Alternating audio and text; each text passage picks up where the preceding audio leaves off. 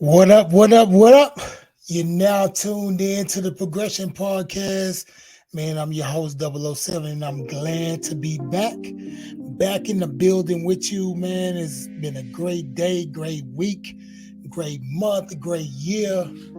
And man, I'm just so happy to be here, man. The Progression Podcast, man, we're about to you live by Josiah's House Ministries, man. The good folks at Josiah's House Ministries, we do a lot for the people that are coming out of prison, that are trying to acclimate back into the system of this world. You know what I'm saying? So hit those people up over there at www.josiahshouseministries.com. Give time, give money, give what you can, and support the Progression Podcast, man. Keep looking at the videos, man. We love the feedback we've been getting. And man, it's been a great day, great week, great month. Like I always say, great year.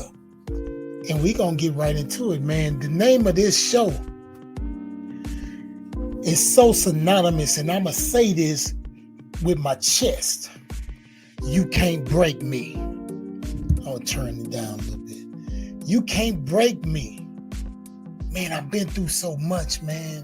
I've been through so many storms, man. And these little trickles, these little raindrops, they're not gonna break me, man. So at the Progression Podcast, we teach liberation, education, and elevation. Liberation, we trying to liberate you and set you free. Education, we trying to educate you on some things that you need to know to navigate through this world. Elevation comes when you give your life to Jesus Christ and you give your will up and know that it's not yours and that it's Him and that it's He that's in control, right? You can't break me. You can't break me. Let me start off with 2 Corinthians 5:17. Therefore, if any man be in Christ, he is a new creature. Old things are passed away, and behold, all things have become brand new. 2 Corinthians 5:17. Therefore, if any man be in Christ, he is a new creature. Old things are passed away, and behold, all things have become brand new. You can't break me. Like I said in the beginning, my chair is kind of squeaky. I need a new chair. But you cannot break me, man. Check it out. I'm start off from the beginning. I was born in 1973 in Fifth Ward, Houston, Texas. And man, I was born a statistic. First of all, I was black, African American. I was born an African American to a 15-year-old girl named Cynthia. I was born to a 15-year-old girl. My mother was 15 when she had me, right? She was a child having a child. So I was born a statistic, man. And throughout the years, I had to see that, like, my mother's only 15 years older than me. So it was like when I was 15, she was just 30. We really they didn't have that mindset of a real live mother. It's not anything like, and I'm going to tell y'all, I'm a parent myself. I have 4 boys, right? There's no manual that they give you at the hospital when your child is born. There is no manual that they give you. You got to figure this thing out yourself. I got like my son, my oldest son. He said, man, I would have never got away with that. That Dre be getting away with. God, dog, I would have never got away with that. And then I make him laugh. I say, man, we was practicing. We was practicing with you, but now we got it together. We're parents now. We got it together. But little do you know, there is no manual that comes with being a parent. So like I say, my mother was 15 years old. So I was raised by my grandmother, Juanita Barnes, in Fifth Ward in Houston, Texas. They migrated down here from Tyler, right? And so we were born into poverty. We had a 1-room, it was 2-room shack, that I was born in. We call it a shotgun house. That means you can see clear from the front door out the back. So I was born statistic, right? And I was raised in poverty, man. I was raised in poverty, but it's a strange thing about being raised in poverty. You don't know it. You don't really know how poor you really are because everybody around you is the same. They poor too. So you don't see it until you see something else. Like I used to watch TV, right? And so my favorite shows, man, were Good Times. And when the Cosby Show came out, that was cool too. But I couldn't relate to the Cosby Show. The mother, she was a lawyer. The daddy, he was a doctor. They was living in a brownstone in New York, and I just couldn't relate to that. I related to the Good Times because Good Times with James and Florida, I related to them because James always was losing his job. They barely had enough to eat. Man, every time it seemed like something was finna happen good for him, something always knocked him down. When Thelma had met the dude and got the dude had the football contract and he hurt his knee, it was over. They thought they was going to get up out the neighborhood, but it didn't happen for them. Poverty, we were poverty stricken just like that. And so every time we thought we was going to get ahead, it didn't happen. Right? It's some people went on to do good things in our family, right? But that was for their family. And I didn't understand, man, why couldn't I be born to another family? I used to see some people have some things that we didn't have, but we ate every day. Don't get me wrong. We ate every day. The lights was on. Things was nice to us. We felt like, hey, man, this is life. We was raised in poverty. Now, let me tell you why I say the name of this is You Can't Break Me, right? Some things I had to go through to prepare me for where I am now, right? It prepared me. Man, it take a lot of pressure. Pressure is something that you need to get ahead, right? And I didn't understand this growing up. I know it now that I'm older. I understand that it was a reason why I went through that stuff because it was preparing me for when I'm out of it and I have to get back in it. Andre, you know what to do. You know what to do. You've been here before. You know what to do, right? So I'm going to say this. I done balled with the ballers and I done bummed with the bums. I ate the whole pot till it was nothing but crumbs. Man, I was on top of the world with the guys with money. I had a little money too. And I done bummed with the bums. I had it till I lost it all. Lost it all, didn't even have a car. I got out of prison. I had to sell my car before I even got out of prison. Didn't have a car when I came home. So I done balled with the ballers and I bummed with the bums, man. I know how it is, right? I'm like Paul. I've been rich, I've been poor. I know what it is to go without, but I haven't mastered the mystery of being content right now. I wish I could. Paul says in the Bible that I've mastered the mystery of being content. Man, if I could do that, if we could do that as a people, master that mystery of being content, man, we'll go some places, right? So I want to talk about the awakening, right? And I get this quote to my homeboy because he said it. He was the first person that said it, and I took it and I put it in my mental Rolodex, and I always kept it. He said, "Double O, man, I wasn't arrested. I was rescued. I wasn't arrested. I was rescued. I had an appetite for destruction out there in them streets. I used to fight all the time, pistol play, all kind of stuff, right? Thought that I was the slickest dude in the hood, thought I was the slickest dude around, that I'm getting over on people, whatever. But I had an appetite for destruction. Somebody was going to kill me. I was going to do a life sentence or something was going to happen. When I got arrested, when I went to the penitentiary, I did not know that God was putting me a place and hiding me and getting me right feed me with that Bible and feed me his word till I had got like a pit bull ready.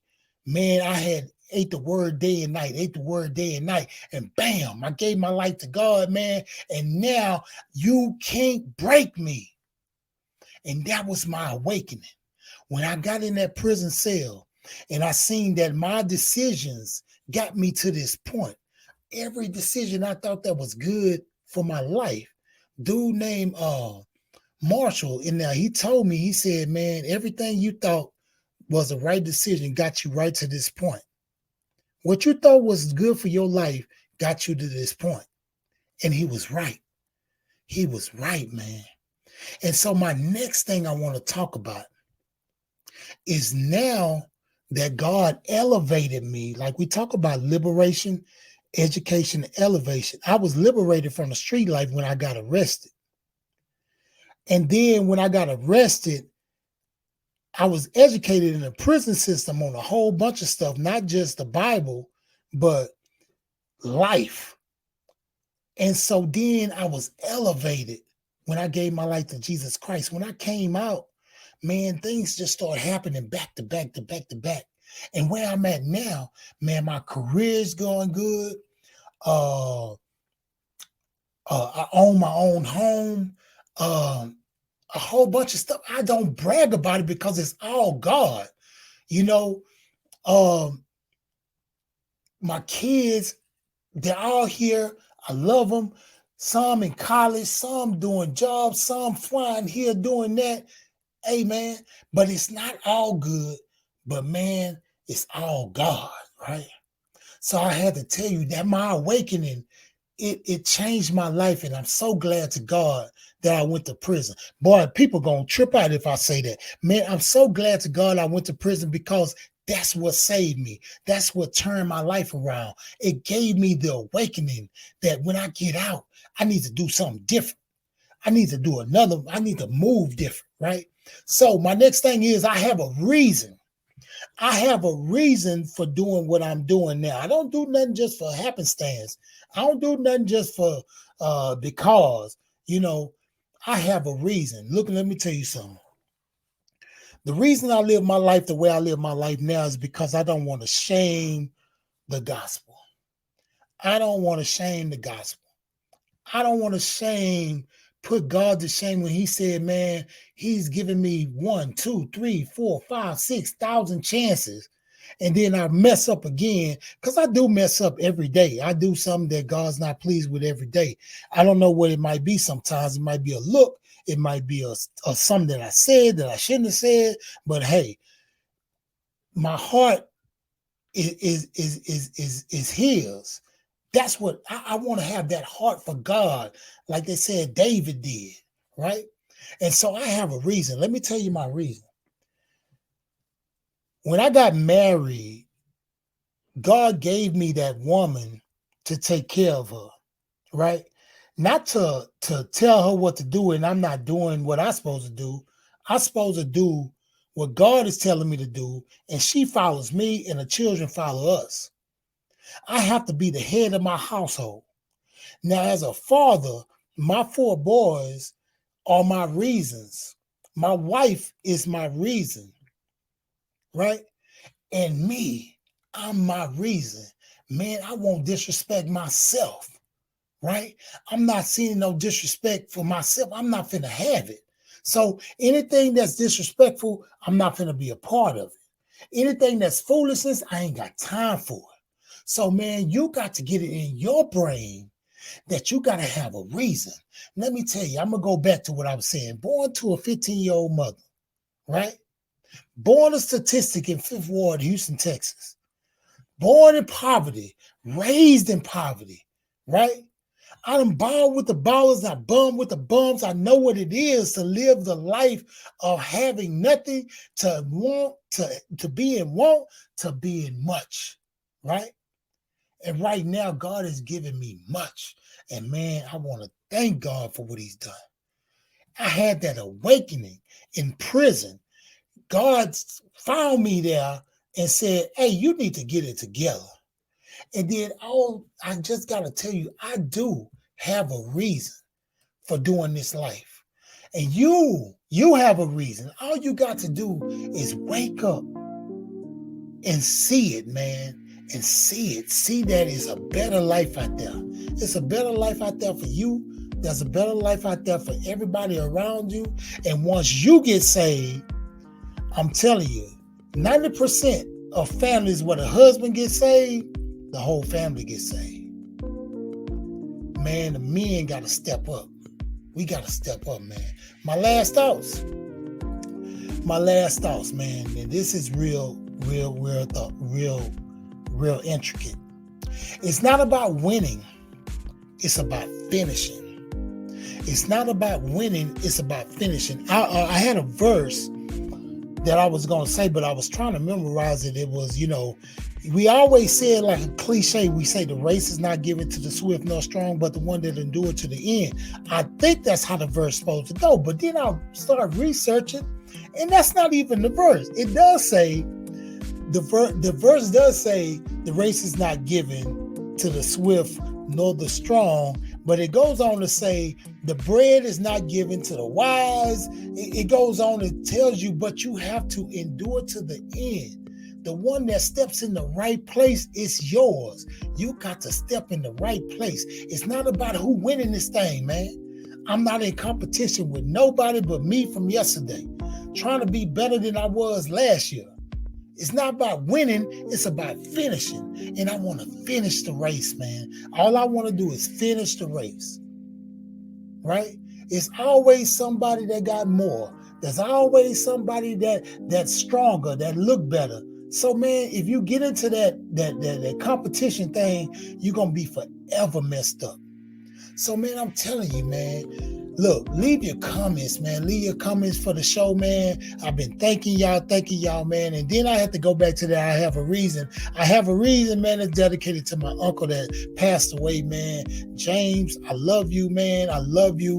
And I know that God put you on this earth to teach me some things. My other uncle, John Barnes, I know God put you on this earth to navigate me, to help me, because they always had a good word for me, man. I have a reason, man. Hey, man, I just want to tell you this, man.